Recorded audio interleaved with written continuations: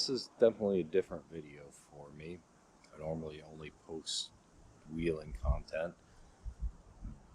but I figured this is something I wanted to do more for myself.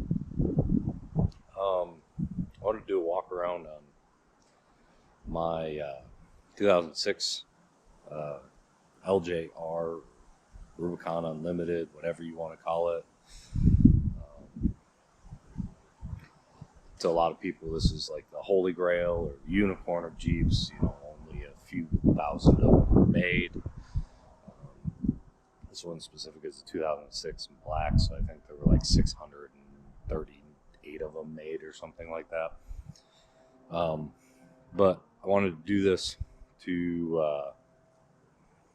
capture kind of the condition that it is in when I got it, and kind of the history of it. Hopefully the wind isn't too bad. But this was my dad's Jeep. I've recently inherited it early in exchange for a large sum of money. So he could upgrade to a new Gladiator. But this is the condition I received it in, minus the winch. I rebuilt and put that winch on it because he wanted to keep the winch that was on it for his new Jeep. But long story short, it's a 2006 Rubicon Unlimited. The pretty obvious thing is the GR8 half cab top and tonneau cover. It kind of makes it look short. A lot of people don't even realize it's an Unlimited with that on it, but it is. This Jeep's kind of special because it's what I grew up wheeling in. So it's kind of had a significant impact on my life, as you can see by the number of financial mistakes that I'm making. But a quick rundown. Drivetrain is factory for the most part. It's still a 4-liter, 6-speed manual transmission. You know, it's a little bit dirty in here. I owe it a good cleaning, as well as I think I'm starting to have some PCV issues where it's not quite pulling the crankcase pressure out, but you know, factory stuff under the hood for the most part. You know, cold air, well, was a cold air intake. That didn't fit after the flat fenders were put on. But kind of a general rundown on the specs beyond Drivetrain is so 6-speed manual. It's got the rock track 4-to-1. You know, I think it's a 241J they call it.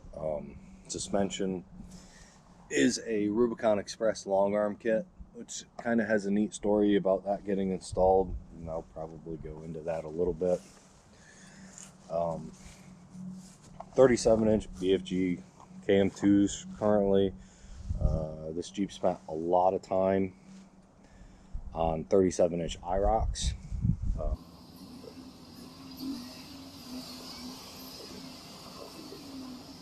Hard right. There you go.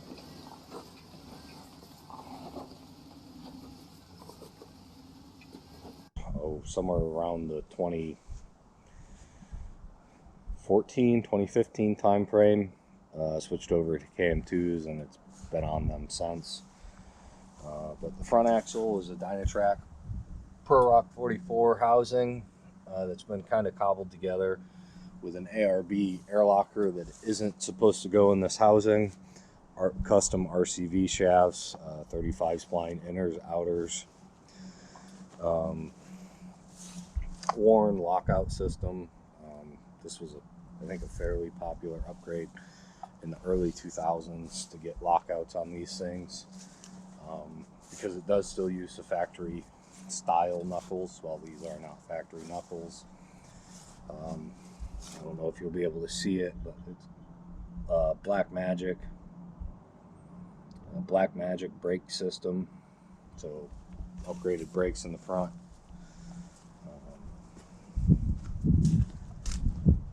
The rear is also a Dynatrac housing. This is their Trail Series 60, which I think they discontinued. But this one was installed around at the same time as the lift, with kind of a neat story. It's also got an ARB 35 spline. It is a semi-float, not a full float 60.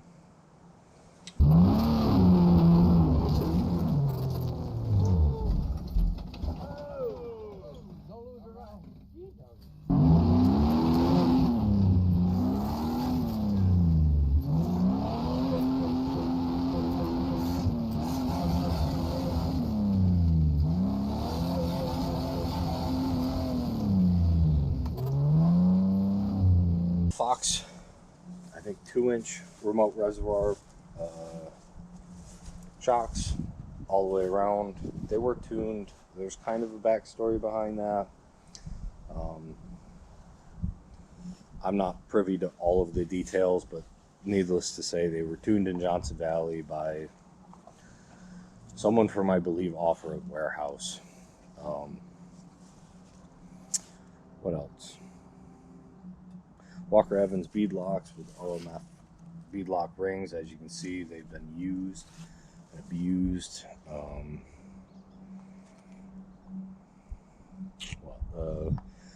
Fenders, I think, are from T&T Customs. I think the bumper is as well, the front bumper, and the rear is a Best Stop bumper, which I have a love-hate relationship with. I'll have to blur the license plate. It's kind of nice because you can just open the tailgate, which is a bit of a mess in here, without opening a separate tire carrier, but these joints seem to wear out really quickly. And it kind of rattles and shakes a little bit, and I don't love that. That's kind of it. I mean, 1330 U-joints. The rear is actually a conversion down to a 1310 because this was that 60 was a bolt-in kit for a TJ, or a bolt-in deal for a TJ. Interior's mostly factory. OG Poison Spider cage, which has obviously been chopped for the top, but I do have the rest of the cage sitting around. ARBs, obviously, factory radio. It has 2 onboard air systems. One that drives just the ARBs, and then one that's separate, that's ran to the, I think, rear bumper only. I can't take credit for any of the build on this because I didn't do any of it. This was used for a lot of camping and kind of like overlanding, but still hardcore wheeling. This Jeep's been all over the place. You know, you can see the Teleco Ready sticker. That's not just a game. This Jeep wheeled at Teleco quite a bit. What else? Gray Rock, River Rock, Morris Mountain.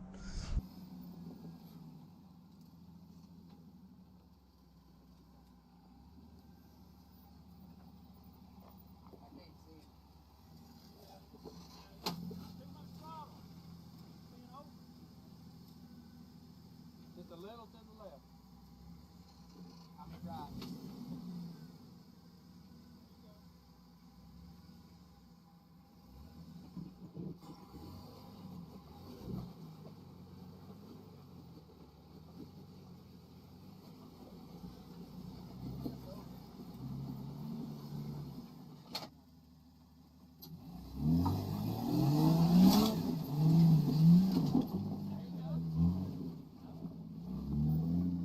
For kind of the playgrounds, which I'll try and snip in some clips of some video of it back in the day. Yeah, Curry Aeronautics, The winch is a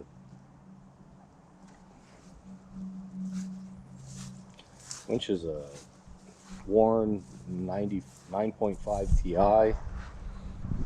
Kind of old school. They don't even make this one anymore. As you can see by the condition of the badges, it was kind of rough when I got it. It looked like it had been underwater. Curry Correct Link steering. It's been on there for a long time. Good luck with it, but it's kind of pricey in my opinion for what it is.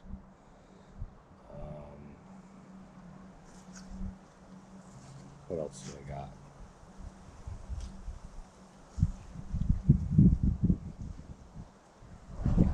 Yeah, I don't know. I got some badges and things from this. Some of the exploits of this guy. You know, Dixie Run, back when it was held at Teleco. This Jeep was in the first Bantam Jeep Heritage Festival in the parade in 2011. Some Wounded Warriors events, or Wheelers for the Warriors events at River Rock. And then there are some older ones up here from prior to this Jeep, so the Jeep before this one, which was a silver TJ. But that's about it. I guess it's got a bed rug, bed tread, bed line or liner in it, as well as the tub's been bed lined, which I hate. I don't recommend anyone ever bed line a tub. They don't come clean. My experience with them is they're very finicky and they peel. It's just spray paint it black, then it's easier to touch up. I guess I'll go into the story of the lift and the rear axle.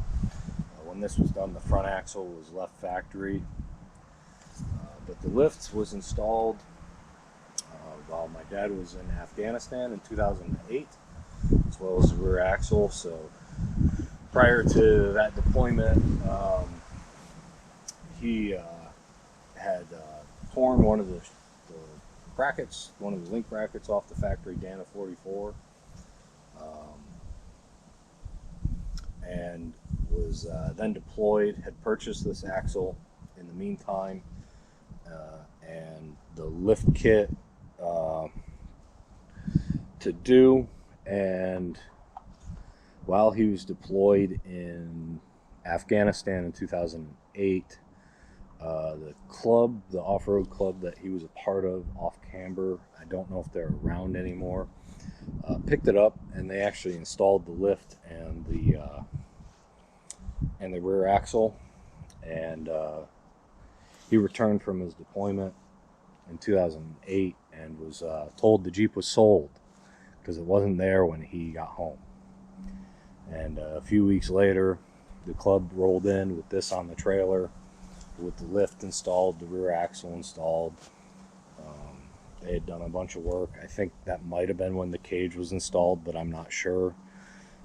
Please don't judge me for the welds on the cage. I did not do them. I probably will redo them eventually. I just purchased this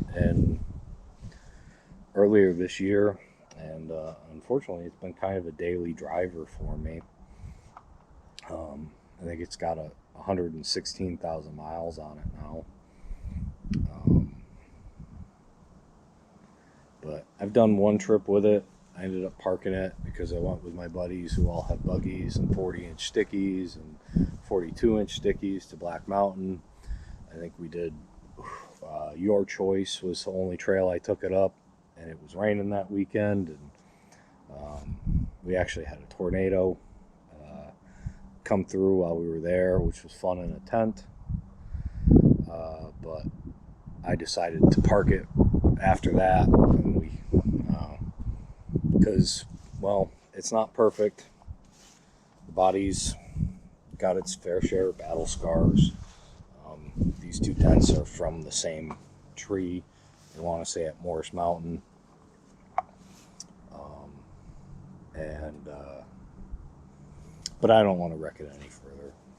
It's kind of a sentimental piece more than anything. I have that one for being dumb in, so I don't want to be dumb in this one.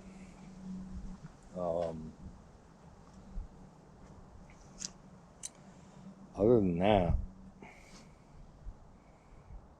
I think that's probably it. I don't know.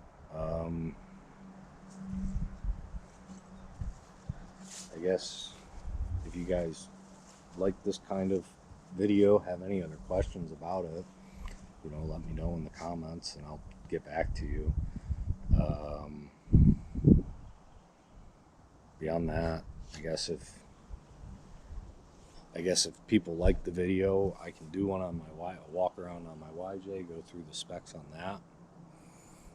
That was I've had that Jeep since I was 15, and I've been building it for the last 2 years, and this is kind of the third or fourth iteration on it since I've had it. But I don't know, if you guys want to see that, let me know. Otherwise, this is kind of more of just a video for me to kind of capture how this Jeep is today, and